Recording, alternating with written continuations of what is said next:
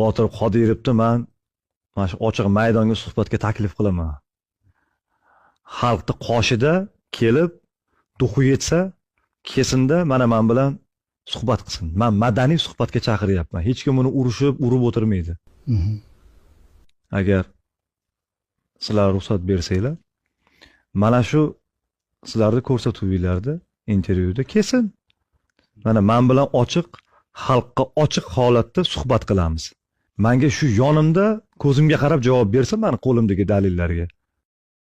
Kim haq, kim nohaqligini men ochib beradigan dalillarim juda ham ko'p. Agar uni ekranga qo'yish iloji bo'lsa, men hammasini berishim mumkin ularga. Men yana bir marta aytayapman, madaniy suhbatga chaqiraman. Mana hamma dalilim qo'limda bor. Xalqqa oldida mana ikkalamiz suhbat qilamiz, prямой efir qilamiz kerak bo'lsa. Yozib olib emas. Prямой efir qilamiz, kesmasdan shunday xalq to'g'ri javob beramiz.